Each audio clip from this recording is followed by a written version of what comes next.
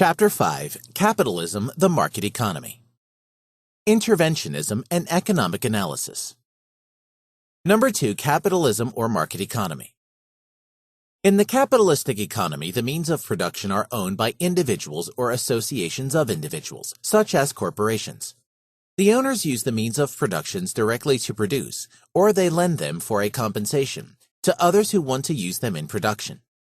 The individuals or associations of individuals who produce with their own or with borrowed money are called entrepreneurs. Superficially, it seems that the entrepreneurs decide what should be produced and how it should be produced. However, as they do not produce for their own needs but for those of all members of the community, they have to sell the products on the market to consumers. That is, those individuals who want to use and consume them. Only that entrepreneur is successful and realizes a profit who knows how to produce in the best and cheapest way, that is, with a minimum expenditure of material and labor, the articles most urgently wanted by the consumers. Therefore, in actuality, the consumers, not the entrepreneurs, determine the direction and scope of production. In the market economy, the consumers are sovereign. They are the masters, and the entrepreneurs have to strive in their own interest to serve the wishes of the consumers to the best of their ability. The market economy has been called a democracy of consumers because it brings about a daily recurring ballot of consumer preferences. The casting of votes at an election and the spending of dollars in the market are both methods of expressing public opinion. The consumers decide by buying or by refraining from buying the success or failure of the entrepreneurs. They make poor entrepreneurs rich and rich entrepreneurs poor. They take away the means of production from those entrepreneurs who do not know how to use them best in the service of the consumers, and transfer them to those who know how to make better use of them. It is true that only the entrepreneurs producing consumer goods have direct contact with the consumers. Only they are immediately dependent on the consumers. Only they receive directly the consumers' orders. But they transmit those orders and their dependence to the entrepreneurs who bring producers' goods to the market. The producers of consumers' goods have to purchase where they can, at lowest cost, the producers' goods, which are required for the ultimate satisfaction of the wants of the consumers. Should they fail to use the cheapest supplies, should they fail to make the most efficient use of the producers' goods in production, they would be unable to satisfy the wants of the consumers at lowest prices. More efficient entrepreneurs who know better how to buy and how to produce would crowd them out of the market. The consumer as buyer may follow his own liking and his own fancy. The entrepreneur must do the buying for his enterprise as the most efficient satisfaction of the wants of the consumers dictates. Deviations from this line prescribed by the consumer affect the entrepreneur's returns, thus causing losses and endangering his position as entrepreneur. Such is the oft-decried harshness of the entrepreneur who figures everything in dollars and cents. He is forced to take this attitude by order of the consumers who are unwilling to reimburse the entrepreneurs for unnecessary expenditures. What in everyday language is called economy is simply law prescribed by the consumers for the actions of the entrepreneurs and their helpers. The consumers, by their behavior in the market, are the ones who indirectly determine prices and wages, and thus the distribution of wealth among the members of society. Their choices in the market determine who shall be entrepreneur and owner of the means of production. By every dollar spent, the consumers influence the direction, size, and kind of production and marketing. The entrepreneurs do not form a closed class or order. Any individual may become an entrepreneur if he has the ability to foresee the future development of the market better than his fellow citizens, if he can inspire the confidence of capitalists, and if his attempts to act on his own risk and responsibility prove successful. One becomes an entrepreneur literally by pushing forward and exposing oneself to the impartial test to which the market puts everyone who wants to become or remain an entrepreneur. Everyone has the privilege of choosing whether he wants to submit himself to this rigorous examination or not. He doesn't have to wait to be asked to do so. He must step forward on his own initiative, and he has to worry where and how he can secure the means for his entrepreneurial activity.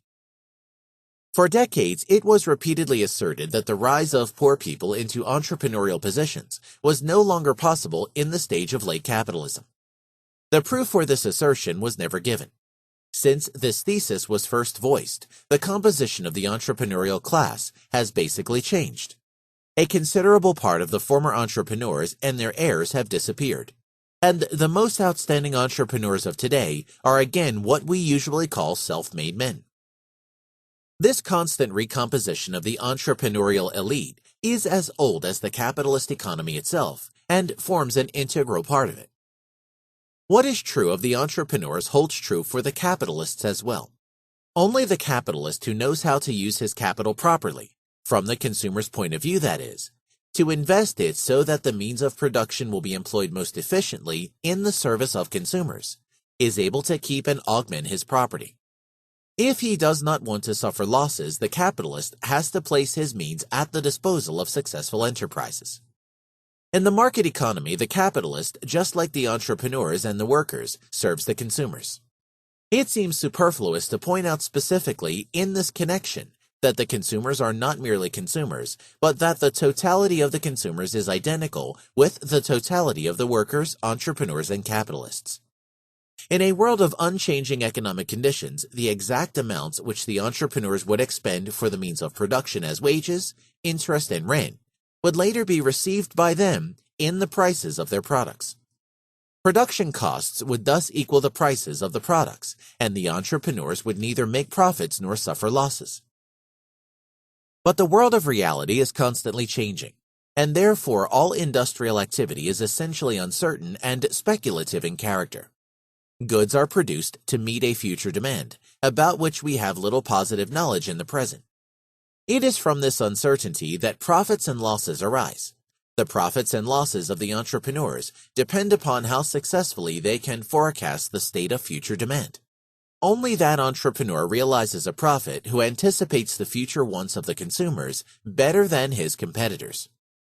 It is irrelevant to the entrepreneur as the servant of the consumers whether the wishes and wants of the consumers are wise or unwise, moral or immoral.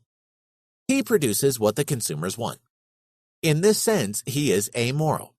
He manufactures whiskey and guns just as he produces food and clothing. It is not his task to teach reason to the sovereign consumers. Should one entrepreneur, for ethical reasons of his own, refuse to manufacture whiskey, other entrepreneurs would do so as long as whiskey is wanted and bought. It is not because we have distilleries that people drink whiskey. It is because people like to drink whiskey that we have distilleries. One may deplore this, but it is not up to the entrepreneurs to improve mankind morally, and they are not to be blamed if those whose duty this is have failed to do so. Thus, the market in the capitalist economy is the process regulating production and consumption. It is the nerve center of the capitalist system.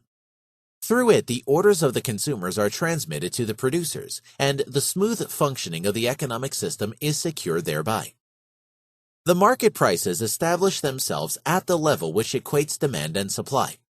When, other things being equal, more goods are brought to the market, prices fall. When, other things being equal, demand increases, prices rise. One thing more must be noted. If within a society based on private ownership of the means of production, some of these means are publicly owned and operated, this still does not make for a mixed system which would combine socialism and private property. As long as only certain individual enterprises are publicly owned, the remaining being privately owned, the characteristics of the market economy which determine economic activity remain essentially unimpaired. The publicly owned enterprises too, as buyers of raw materials, semi-finished goods, and labor, and as sellers of goods and services, must fit into the mechanism of the market economy. They are subject to the same laws of the market. In order to maintain their position, they too have to strive after profits or at least to avoid losses.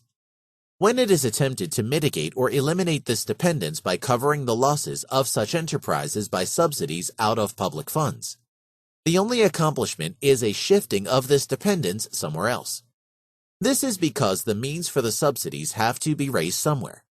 They may be raised by collecting taxes.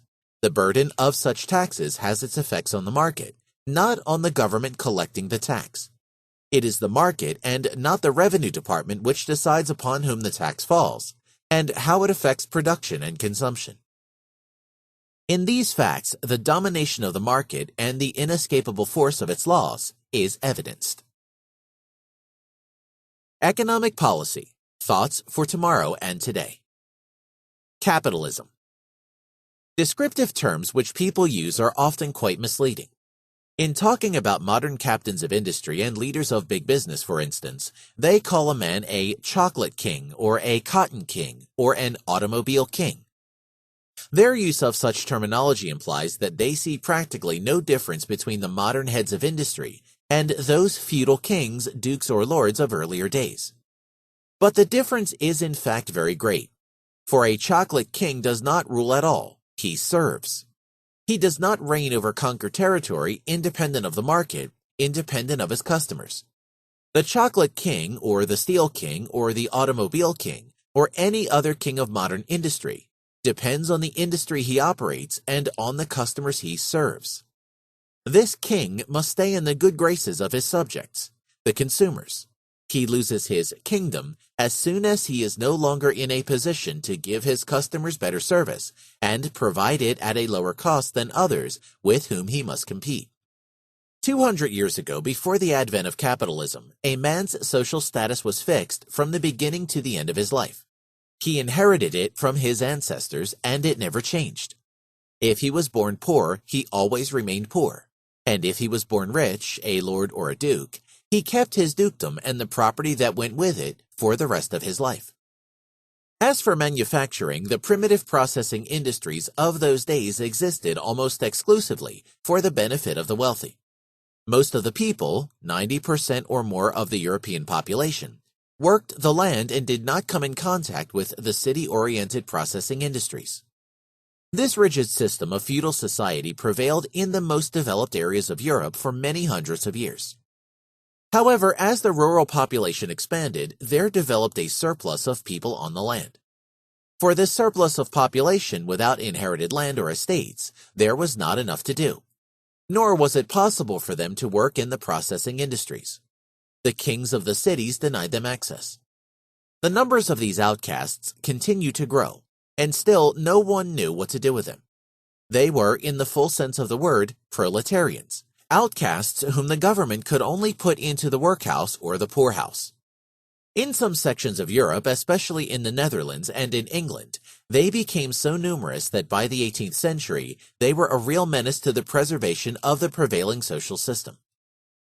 Today, in discussing similar conditions in places like India or other developing countries, we must not forget that, in 18th century England, conditions were much worse. At that time, England had a population of 6 or 7 million people. But of those 6 or 7 million people, more than 1 million, probably 2 million, were simply poor outcasts for whom the existing social system made no provision. What to do with these outcasts was one of the great problems of 18th century England. Another great problem was the lack of raw materials. The British very seriously had to ask themselves this question: what are we going to do in the future when our forests will no longer give us the wood we need for our industries and for heating our houses? For the ruling classes, it was a desperate situation. The statesmen did not know what to do, and the ruling gentry were absolutely without any ideas on how to improve conditions. Out of this serious social situation emerged the beginnings of modern capitalism. There were some persons among those outcasts, among those poor people, who tried to organize others to set up small shops which could produce something. This was an innovation. These innovators did not produce expensive goods suitable only for the upper classes. They produced cheaper products for everyone's needs. And this was the origin of capitalism as it operates today. It was the beginning of mass production, the fundamental principle of capitalistic industry. Whereas the old processing industries serving the rich people in the cities had existed almost exclusively for the demands of the upper classes, the new capitalist industries began to produce things that could be purchased by the general population.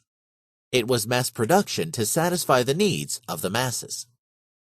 This is the fundamental principle of capitalism as it exists today in all of those countries in which there is a highly developed system of mass production.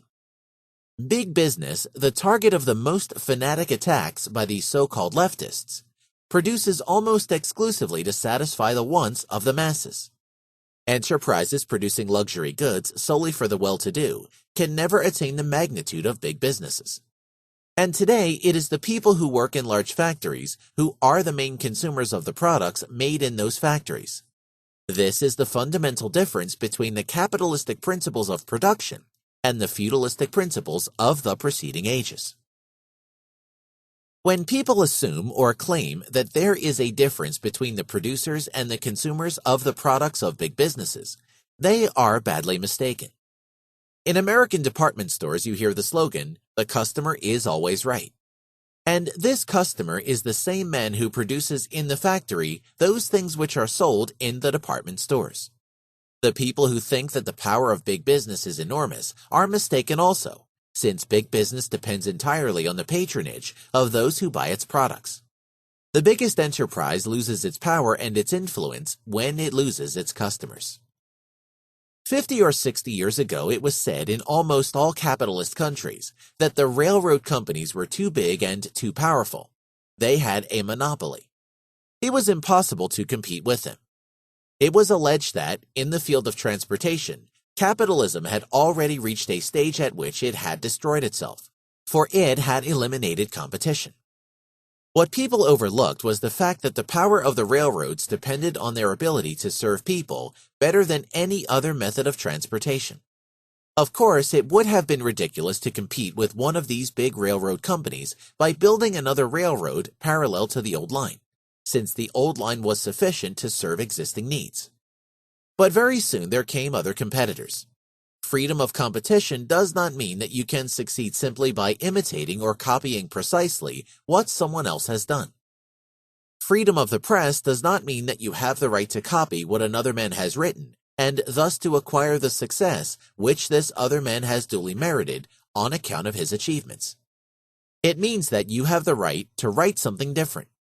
Freedom of competition concerning railroads, for example, means that you are free to invest something, to do something which will challenge the railroads and place them in a very precarious competitive situation.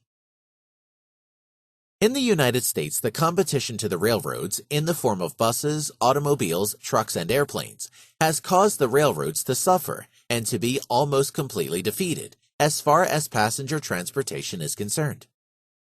The development of capitalism consists in everyone's having the right to serve the customer better and or more cheaply.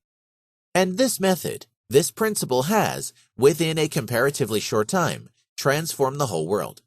It has made possible an unprecedented increase in world population. In 18th century England, the land could only support 6 million people at a very low standard of living. Today, more than 50 million people enjoy a much higher standard of living than even the rich enjoyed during the 18th century. And today's standard of living in England would probably be still higher, had not a great deal of the energy of the British been wasted in what were, from various points of view, avoidable political and military adventures. These are the facts about capitalism. Thus, if an Englishman, or for that matter, any other man in any country of the world, says today to his friends that he is opposed to capitalism, there is a wonderful way to answer him. You know that the population of this planet is now 10 times greater than it was in the ages preceding capitalism. You know that all men today enjoy a higher standard of living than your ancestors did before the age of capitalism. But how do you know that you are the 1 out of 10 who would have lived in the absence of capitalism? The mere fact that you are living today is proof that capitalism has succeeded, whether or not you consider your own life very valuable. In spite of all its benefits, capitalism has been furiously attacked and criticized. It is necessary that we understand the origin of this antipathy. It is a fact that the hatred of capitalism originated not with the masses, not among the workers themselves, but among the landed aristocracy, the gentry, the nobility of England and the European continent. They blamed capitalism for something that was not very pleasant for them. At the beginning of the 19th century, the higher wages paid by industry to its workers forced the landed gentry to pay equally higher wages to their agricultural workers. The aristocracy attacked the industries by criticizing the standard of living of the masses of the workers. Of course, from our viewpoint, the workers' standard of living was extremely low. Conditions under early capitalism were absolutely shocking, but not because the newly developed capitalistic industries had harmed the workers. The people hired to work in factories had already been existing at a virtually subhuman level. The famous old story, repeated hundreds of times, that the factories employed women and children, and that these women and children, before they were working in factories, had lived under satisfactory conditions, is one of the greatest falsehoods of history. The mothers who worked in the factories had nothing to cook with. They did not leave their homes and their kitchens to go into the factories. They went into factories because they had no kitchens, and if they had a kitchen, they had no food to cook in those kitchens. And the children did not come from comfortable nurseries. They were starving and dying. And all the talk about the so-called unspeakable horror of early capitalism can be refuted by a single statistic. Precisely in these years in which British capitalism developed, precisely in the age called the Industrial Revolution in England, in the years from 1760 to 1830, precisely in those years the population of England doubled, which means that hundreds or thousands of children who would have died in preceding times survived and grew to become men and women. There is no doubt that the conditions of the preceding times were very unsatisfactory. It was capitalist business that improved them. It was precisely those early factories that provided for the needs of their workers, either directly or indirectly by exporting products and importing food and raw materials from other countries. Again and again, the early historians of capitalism have, one can hardly use a milder word, falsified history. One anecdote they used to tell, quite possibly invented, involved Benjamin Franklin. According to the story, Ben Franklin visited a cotton mill in England, and the owner of the mill told him, full of pride, "Look, here are cotton goods for Hungary." Benjamin Franklin, looking around, seeing that the workers were shabbily dressed, said, "Why don't you produce also for your own workers?" But those exports of which the owner of the mill spoke really meant that he did produce for his own workers, because England had to import all its raw materials. There was no cotton either in England or in continental Europe. There was a shortage of food in England, and food had to be imported from Poland, from Russia, from Hungary. These exports were the payment for the imports of the food which made the survival of the British population possible. Many examples from the history of those ages will show the attitude of the gentry and aristocracy toward the workers. I want to cite only two examples. One is the famous British Speenamland system. By this system, the British government paid all workers who did not get the minimum wage, determined by the government, the difference between the wages they received and this minimum wage. This saved the landed aristocracy the trouble of paying higher wages.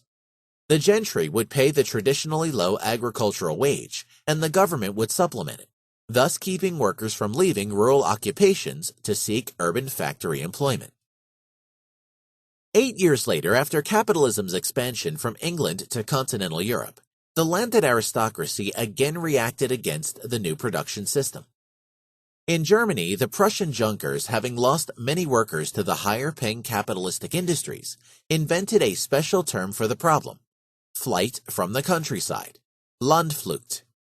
And in the German parliament they discussed what might be done against this evil, as it was seen from the point of view of the landed aristocracy. Prince Bismarck, the famous chancellor of the German Reich, in a speech one day said, "I met a man in Berlin who once had worked on my estate, and I asked this man, 'Why did you leave the estate? Why did you go away from the country? Why are you now living in Berlin?' And according to Bismarck, this man answered, 'You don't have such a nice beer garden in the village as we have here in Berlin, where you can sit, drink beer, and listen to music.'" This is, of course, a story told from the point of view of Prince Bismarck, the employer. It was not the point of view of all his employees. They went into industry because industry paid them higher wages and raised their standard of living to an unprecedented degree. Today, in the capitalist countries, there is relatively little difference between the basic life of the so-called higher and lower classes. Both have food, clothing, and shelter. But in the 18th century and earlier, the difference between the man of the middle class and the man of the lower class was that the man of the middle class had shoes, and the man of the lower class did not have shoes. In the United States today, the difference between a rich man and a poor man means very often only the difference between a Cadillac and a Chevrolet. The Chevrolet may be bought second-hand, but basically it renders the same services to its owner. He too can drive from one point to another. More than 50% of the people in the United States are living in houses and apartments they own themselves. The attacks against capitalism, especially with respect to the higher wage rates, start from the false assumption that wages are ultimately paid by people who are different from those who are employed in the factories. Now it is all right for economists and for students of economic theories to distinguish between the worker and the consumer and to make a distinction between them. But the fact is that every consumer must, in some way or the other, earn the money he spends. And the immense majority of the consumers are precisely the same people who work as employees in the enterprises that produce the things which they consume. Wage rates under capitalism are not set by a class of people different from the class of people who earn the wages. They are the same people. It is not the Hollywood Film Corporation that pays the wages of a movie star. It is the people who pay admission to the movies. And it is not the entrepreneur of a boxing match who pays the enormous demands of the prize fighters. It is the people who pay admission to the fight. Through the distinction between the employer and the employee, a distinction is drawn in economic theory. But it is not a distinction in real life. Here, the employer and the employee ultimately are one and the same person. There are people in many countries who consider it very unjust that a man who has to support a family with several children will receive the same salary as a man who has only himself to take care of. But the question is not whether the employer should bear greater responsibility for the size of a worker's family. The question we must ask in this case is, are you as an individual prepared to pay more for something, let us say a loaf of bread, if you are told that the man who produced this loaf of bread has 6 children? The honest man will certainly answer in the negative and say, in principle I would, but in fact if it costs less, I would rather buy the bread produced by a man without any children. The fact is that if the buyers do not pay the employer enough to enable him to pay his workers, it becomes impossible for the employer to remain in business. The capitalist system was termed capitalism, not by a friend of the system, but by an individual who considered it to be the worst of all historical systems, the greatest evil that had ever befallen mankind. That man was Karl Marx. Nevertheless, there is no reason to reject Marx's term, because it describes clearly the source of the great social improvements brought about by capitalism. Those improvements are the result of capital accumulation. They are based on the fact that people, as a rule, do not consume everything they have produced, that they save and invest a part of it. There is a great deal of misunderstanding about this problem, and in the course of these lectures, I will have the opportunity to deal with the most fundamental misapprehensions which people have concerning the accumulation of capital, the use of capital, and the universal advantages to be gained from such use. I will deal with capitalism particularly in my lectures about foreign investment and about that most critical problem of present-day politics, inflation. You know, of course, that inflation exists not only in this country. It is a problem all over the world today. An often unrealized fact about capitalism is this: savings mean benefits for all those who are anxious to produce or to earn wages. When a man has accrued a certain amount of money, let us say $1,000, and instead of spending it entrusts these dollars to a savings bank or an insurance company, the money goes into the hands of an entrepreneur, a businessman, enabling him to go out and embark on a project which could not have been embarked on yesterday because the required capital was unavailable. What will the businessman do now with the additional capital? The first thing he must do, the first use he will make of this additional capital, is to go out and hire workers and buy raw materials, in turn causing a further demand for workers and raw materials to develop, as well as a tendency toward higher wages and higher prices for raw materials. Long before the saver or the entrepreneur obtains any profit from all of this, the unemployed worker, the producer of raw materials, the farmer, and the wage earner are all sharing in the benefits of the additional savings. When the entrepreneur will get something out of the project depends on the future state of the market and on his ability to anticipate correctly the future state of the market. But the workers, as well as the producers of raw materials, get the benefits immediately. Much was said 30 or 40 years ago about the wage policy, as they called it, of Henry Ford. One of Mr. Ford's great accomplishments was that he paid higher wages than did other industrialists or factories. His wage policy was described as an invention, yet it is not enough to say that this new invented policy was the result of the liberality of Mr. Ford. A new branch of business or a new factory in an already existing branch of business has to attract workers from other employments, from other parts of the country, even from other countries. And the only way to do this is to offer the workers higher wages for their work. This is what took place in the early days of capitalism and is still taking place today. When the manufacturers in Great Britain first began to produce cotton goods, they paid their workers more than they had earned before. Of course, a great percentage of these new workers had earned nothing at all before that and were prepared to take anything they were offered. But after a short time, when more and more capital was accumulated and more new enterprises were developed, wage rates went up, and the result was the unprecedented increase in British population, which I spoke of earlier. The scornful depiction of capitalism by some people as a system designed to make the rich become richer and the poor become poorer is wrong from beginning to end. Marx's thesis regarding the coming of socialism was based on the assumption that workers were getting poorer, that the masses were becoming more destitute, and that finally all the wealth of a country would be concentrated in a few hands, or in the hands of one man only. And then the masses of impoverished workers would finally rebel and expropriate the riches of the wealthy proprietors.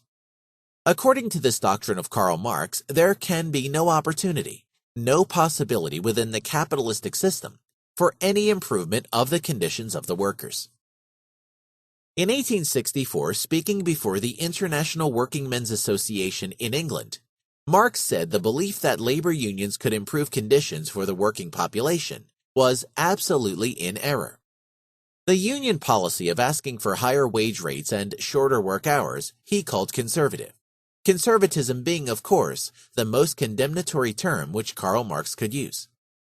He suggested that the unions set themselves a new revolutionary goal, that they do away with the wage system altogether, that they substitute socialism, government ownership of the means of production, for the system of private ownership.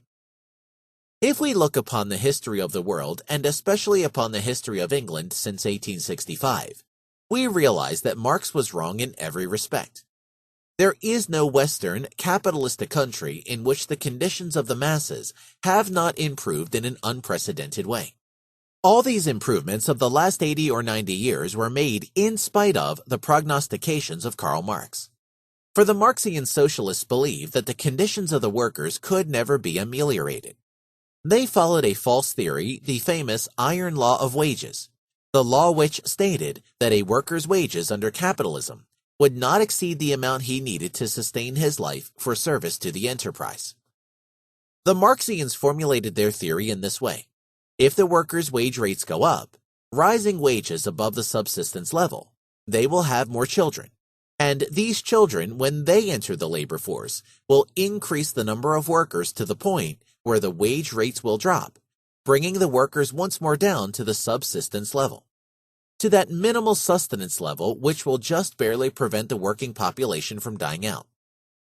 But this idea of Marx and of many other socialists is a concept of the working man precisely like that which biologists use, and rightly so, in studying the life of animals, of mice for instance. If you increase the quantity of food available for animal organisms or for microbes, then more of them will survive. And if you restrict their food, then you will restrict their numbers. But man is different. Even the worker, in spite of the fact that Marxists do not acknowledge it, has human wants other than food and reproduction of his species. An increase in real wages results not only in an increase in population. It results also, and first of all, in an improvement in the average standard of living. That is why today we have a higher standard of living in Western Europe and in the United States than in the developing nations of, say, Africa. We must realize, however, that this higher standard of living depends on the supply of capital. This explains the difference between conditions in the United States and conditions in India. Modern methods of fighting contagious diseases have been introduced in India, at least to some extent. And the effect has been an unprecedented increase in population. But since this increase in population has not been accompanied by a corresponding increase in the amount of capital invested, the result has been an increase in poverty. A country becomes more prosperous in proportion to the rise in the invested capital per unit of its population. I hope that in my other lectures I will have the opportunity to deal in greater detail with these problems and will be able to clarify them, because some terms, such as the capital invested per capita, require a rather detailed explanation. But you have to remember that in economic policies there are no miracles. You have read in many newspapers and speeches about the so-called German economic miracle, the recovery of Germany after its defeat and destruction in the Second World War. But this was no miracle. It was the application of the principles of the free market economy, of the methods of capitalism, even though they were not applied completely in all respects. Every country can experience the same miracle of economic recovery. Although I must insist that economic recovery does not come from a miracle, it comes from the adoption of, and is the result of, sound economic policies.